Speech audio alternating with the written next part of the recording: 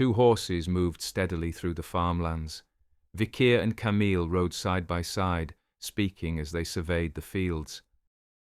Camille remarked that the Baskervilles must not know much about barbarians.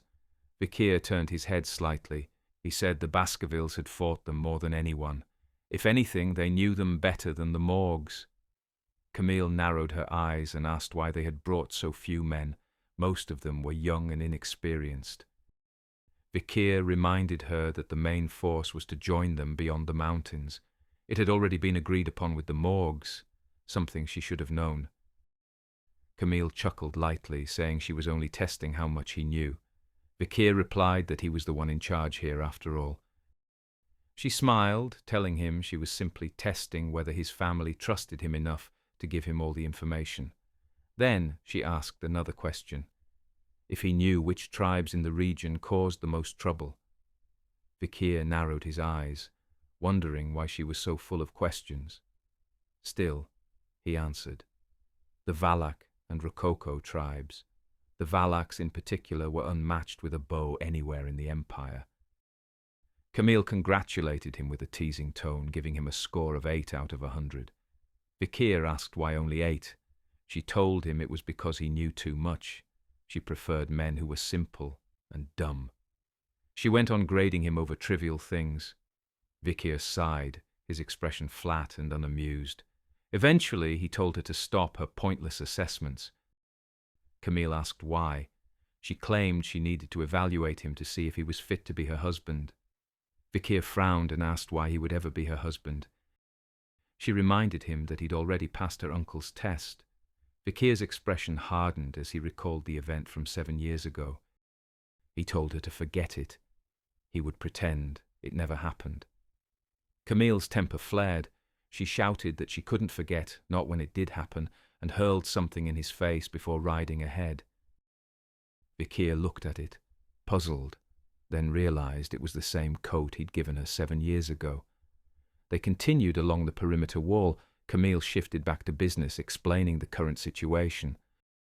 Barbarians had been raiding the mines, stealing slaves and crops, then selling the captives to unknown buyers. She gestured toward the massive stone wall surrounding the settlement. It had been built with earth magic, completed in barely a month.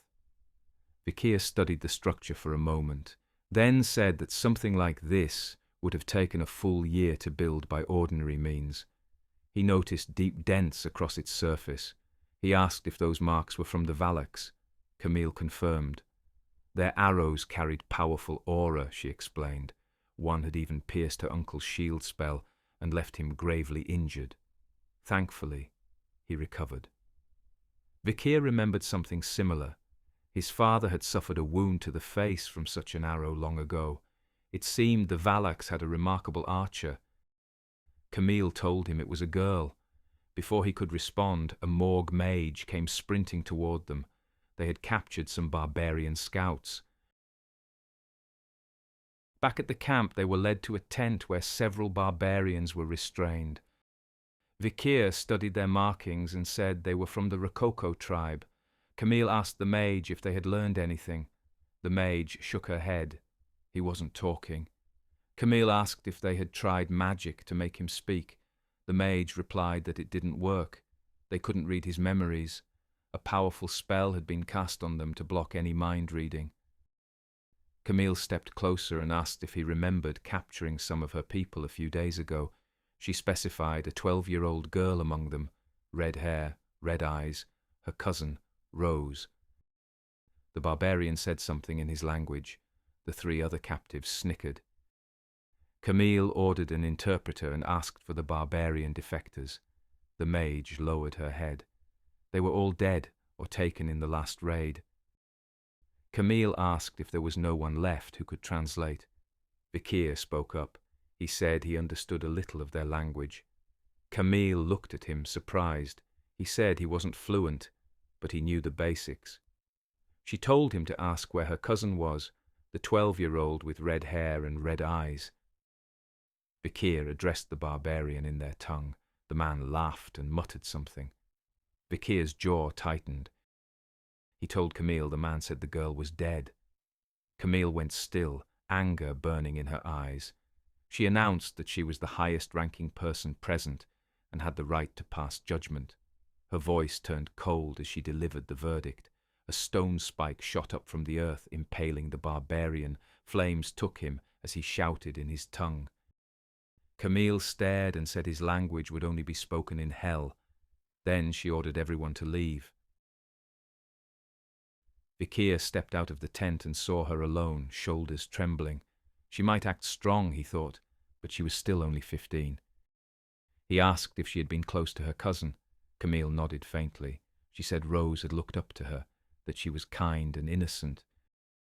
Vikir told her he was sure the girl hadn't suffered. Camille turned, eyes sharp.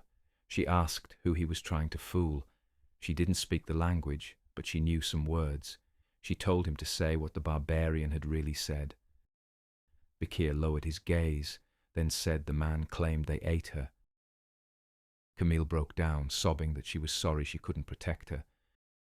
Vikir reached out, then pulled back, deciding to let her get it all out. Once Camille calmed down, she commended Vikir for not trying to comfort her. She said if he had, she would have killed him. She told him she didn't have time to mourn. She needed to pull herself together and get revenge. Vikir held out his hand to help her up, a faint smile forming. He told her she was right. She reached for his hand, but a bell began to ring in the distance. Camille stood quickly, her eyes sharp. She said it was a barbarian attack. Outside the walls, riders on massive wolves charged across the fields. Among them, a young woman raised her bow and fired a single arrow glowing with aura. It struck the stone wall and exploded, blasting open a gaping hole. She ordered the rest to advance through the breach she had made. Barbarians poured through the gap, killing and capturing everyone in sight, ropes tightening around necks as they dragged prisoners away. Vikir moved toward the chaos, wondering if he was the only one who'd made it there so far. 2 barbarian women on wolves threw ropes around his neck, laughing that they'd found a fine man for their husband hunt. He recognized the words immediately, a husband hunt. Then he remembered their custom, capturing spouses to strengthen bloodlines.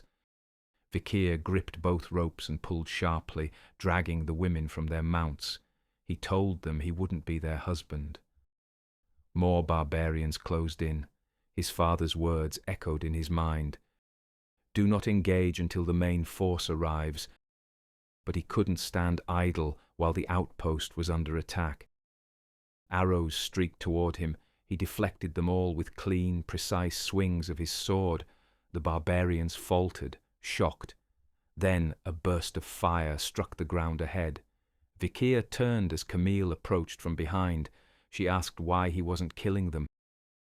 She stepped closer, her eyes narrowed, as she asked if she'd just seen him using liquid form aura. Vikir nodded. Camille smirked, impressed. She said he truly was the only man worthy of her. He then told her his father had ordered him not to engage until the main unit arrived. She raised her hands, magic circles blooming in the air around her. She said she didn't take orders from the Baskervilles and told him to stay out of it. Then unleashed a storm of flames that tore through the barbarian ranks. Vikir watched, noting how much stronger and more precise her flames had become since they last met. But as she fought, a dart flew from the side and struck her neck.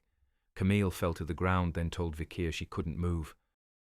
A barbarian advanced, throwing a rope to capture her, but Vikir stepped between them, catching it mid-air. He told her they needed to retreat. Camille refused. She said the barbarians had taken people already, and she had to avenge her cousin. Vikir told her to be rational, but before he could finish, his instincts screamed.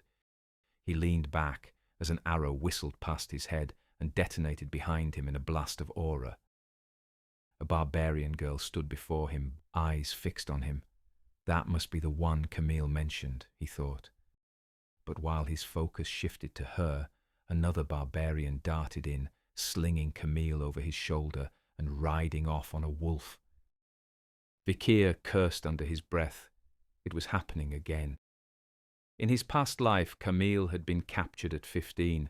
escaping only after slaughtering the entire tribe, earning the title Queen of Le Rouge et le Noir. He had to try to save her. Before he could move, the barbarian archer lunged forward, leaping high and slamming her bow into the ground. Aura exploded, shaking the earth. Vikir dodged, startled by her attack. She was already on him again, throwing a punch that forced him back. He evaded, but she spun mid-air and struck him with a kick to the stomach, driving him a few steps back, though he stayed firmly on his feet. She didn't fight like the others, he thought. He steadied himself. He might have to go all out. Then she spoke, in broken Imperial. She said, "You, me, meet again." A faint smile crossed her face. Vikir's eyes narrowed. He recognized her, the slave girl he had freed at the auction. He asked if this was how she repaid him. She replied again, "Capture slave for revenge. Morg no matter. You not Morg." Then she jumped onto her wolf and looked back at him. "You woman. You want? Follow." More Morg soldiers rushed into the area before Vikir could respond. He couldn't reveal his full power in front of them. Alfonso Morg appeared at the front of them, shouting for Camille. He struck the ground with magic, the earth trembling beneath the retreating barbarians as he demanded they return his niece. But they vanished into the distance, narrowly avoiding his spell. Vikir looked around at the devastation. The attack had been swift and efficient, barely 3 minutes. There was no time for reinforcements. Camille's inexperience and her fixation on revenge hadn't helped either. A mage ran up to Alfonso, reporting that the barbarians were heading toward the danger zone. Alfonso's expression twisted with panic. That area was filled with unknown threats, and night was coming. They couldn't risk pursuit, but his niece was gone. Vikir said they could still track them. Alfonso turned, only now realizing he was there. He rushed over, asking how. Vikir thought back. He knew the region well. He had scouted these lands in his past life. A mage warned Alfonso that entering the danger zone at night would be reckless. Alfonso told them those who wished to stay behind could do so without repercussion, but he knows this boy is gifted. Vikir was the only one he could rely on right now. He turned to him and said, "Please, help me find my niece." A short distance from the Baskerville domain lay the deep woodlands of Le Rouge et le Noir. There, countless creatures thrived. Marrow-sucking mosquitoes, lurking giant spiders, and worse. It was no wonder the place had earned its name, the forest that devours life. A mixed group of Morg mages and Baskerville swordsmen, led by Alfonso, made their way through the dark forest. Vikir darted ahead with remarkable speed, the men struggling to keep up. Alfonso turned to Staffordshire, asking if all Baskerville children could move like that. Staffordshire shook his head, telling him Vikir wasn't an average hound. He was special. Vikir cut through the brush without slowing, slicing apart a swarm of giant wasps in his path. The Baskerville triplets stared in awe, watching him clear the way like it was nothing. Vikir suddenly halted, stepping behind a tree as his eyes narrowed. He signaled for the others to stop. Something was up ahead. Through the gaps in the trees they could see the faint glow of a campfire. They had caught up to the barbarians. Vikir warned Alfonso that the Valak tribe often scattered dry leaves around their perimeter to alert them of intruders. From here on, they would need to move carefully. Alfonso nodded and cast a silent spell over Vikir, allowing him to move without sound. He told Vikir he would handle things from here, adding that he owed him a great debt, calling him his dear nephew-in-law. Vikir frowned. Where was he getting that from? At the barbarian camp, Camille struggled against the ropes binding her to a tree, shouting that she would kill them all once she escaped. The barbarians ignored her. 2 women nearby sighed in disappointment. complaining that the boy they had lost earlier had been cute. Camille scowled, irritated by their indifference, wondering why they kept saying husband and hunt. A male barbarian approached, smirking as he looked her over.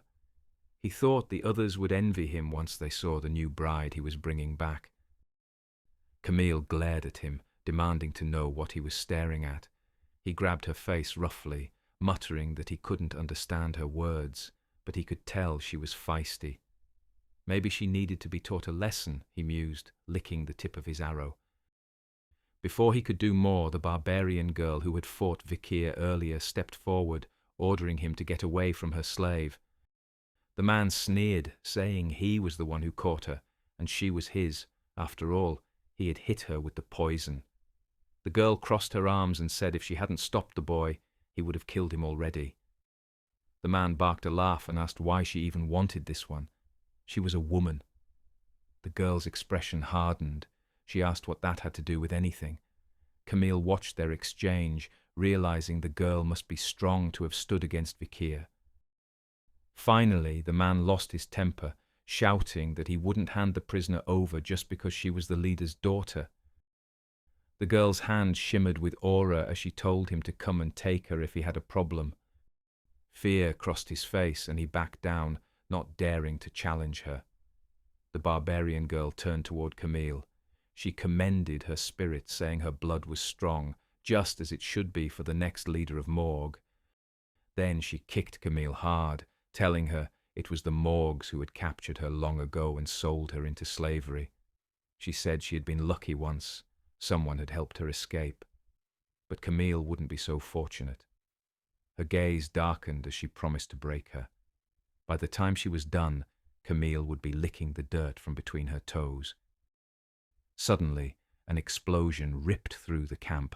Flames erupted around them as chaos spread. The barbarian girl turned sharply toward the blaze as Alfonso Morgue stepped through the fire, his expression cold. He said he had a score to settle. Camille's eyes widened when she heard his voice. Her heart leapt with relief. Her uncle had come. The group fought the barbarians as Vikir watched from a branch high above, observing the battle below. Something felt off. The barbarians were scattered and frantic, nothing like the coordinated force he had seen at the fortress. They shouted to one another in alarm, their voices rising through the trees. "What are these lunatics doing? Don't they know not to disturb the forest at night?" Alfonso shouted for his men to chase them down.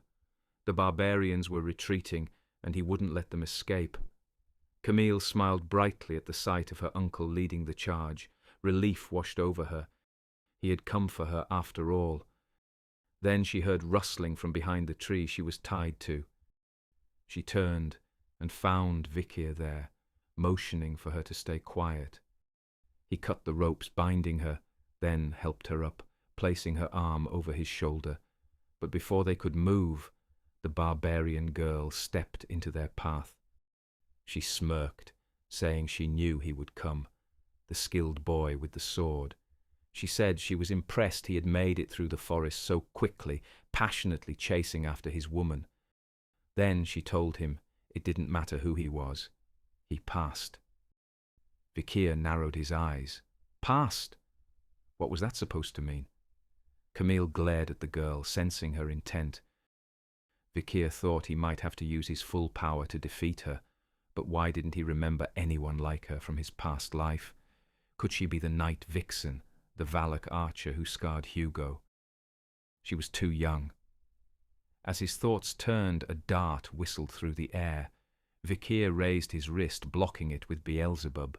The dart bounced harmlessly away. The barbarian who fired it froze in disbelief. Vikir adjusted his grip, lifting Camille into his arms. He told her to hold on. He'd take her to her uncle. Camille blushed faintly, thanking him. Vikir wondered if she was still delirious from the poison. He darted through the trees, moving swiftly between the flames. Behind him, the barbarian girl frowned.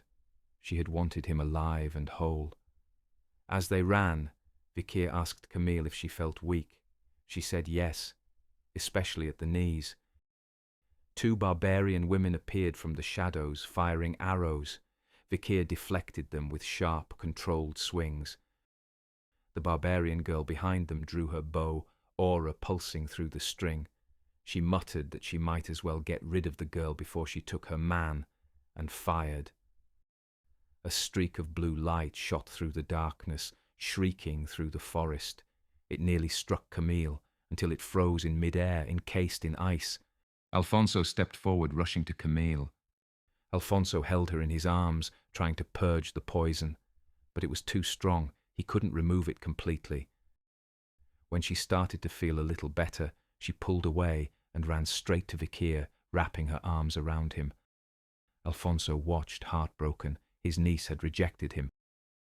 Suddenly, a rope whipped from the darkness, looping around Vikir's neck. The barbarian girl yanked hard, but he didn't move an inch. Her eyes widened. How could he be this strong? Vikir grabbed the rope and tore it apart with his hands. Something wasn't right. Why were they so restless? Then a low rumble echoed through the forest. The barbarian girl froze, her voice trembling. "She's awake." Beelzebub buzzed violently, warning Vikir. The girl shouted, "She here!" A massive spiked pillar erupted from the ground, towering above the trees. The barbarians screamed in panic. They knew what was coming. Camille looked up, alarmed, asking what that pillar was. The pillar split apart, forming legs, long, jagged and covered in bristles. Vikir's expression darkened. He hadn't expected to see her here. If he remembered correctly, Madame Eight Legs was classified as Danger Class S. The giant spider screeched, its cry echoing through the forest as it rose above the treetops. Alfonso stared in disbelief. A creature like this had been hiding in the woodlands all along. Camille started to shout something, but Vikir quickly covered her mouth. He told her not to make a sound. The spider had poor vision, but exceptional hearing. In his past life, he had once met an old man who claimed to have lived deep within these woods. The man spoke of a horror lurking in the shadows, calling it Madame Eight Legs. Not long after, official records confirmed its existence. A single monster of Class S was enough to wipe an entire nation from the map. The spider screeched and spat a torrent of acid in their direction. Alfonso shielded his niece, conjuring a barrier around them as Vikir dove aside. Nearby, a few drops splashed onto a barbarian's braid. He shouted in alarm as his hair began to corrode and smoke. The barbarian girl swiftly cut the braid off, telling him to stay quiet. She signaled her people to retreat. Alfonso gave the same order to his men. The Valacs, knowing how to survive the creature, split into small packs and fled in different directions. Alfonso's group, unaware of this tactic, ran together, drawing the spider's attention. Carrying Camille in his arms, Alfonso ran frantically through the woods. He shouted for an explanation. Why was the creature chasing them? A confident mage stepped forward, flames swirling in his hands. Insect monsters were weak to fire, he declared. He hurled a blazing orb toward Madame Eight Legs. The explosion lit the forest, but a moment later, a massive leg tore through the smoke, impaling the mage beside him and sending him flying. It hadn't even left a scratch. The survivors stared in horror. Alfonso's voice trembled as he demanded to know what kind of monster this was while clutching his niece close. Vikir stopped running. He turned back toward the monster. "This is as far as I go," he said. The others halted in confusion. Staffordshire asked what he was thinking. Vikir told him someone had to hold the creature back, otherwise they would all die. Staffordshire offered to do it himself. Vikir looked at him sharply and asked if he truly believed he was strong enough to stop that thing. "If it follows us back to the Baskerville domain, it'll be a disaster," Vikir said flatly. "The best option now is for me to stop it here." He turned to Alfonso. "Decide." Now Alfonso cursed under his breath. Then he shouted to his men, ordering them to move. "Don't let my nephew-in-law's sacrifice be in vain." The group resumed their escape. Camille struggled against her uncle's hold, shouting Vikir's name, demanding they go back. As their figures disappeared into the trees, Vikir exhaled slowly and let his sword drop. He wouldn't need it. Now they're gone. The spider wasn't fully grown. He might still have a chance. This was his opportunity. If he could fake his death here, he could finally escape Hugo's reach. He could train in secrecy, master the 10th form, and return to exact his revenge. He drew Beelzebub. If he didn't give everything he had, he would die here. Every skill, every ounce of power, he would use it all. He darted forward, leaping from tree to tree, moving faster and higher until he launched himself into the air. Suspended above the creature, he gathered all his strength into his blade. Then he struck.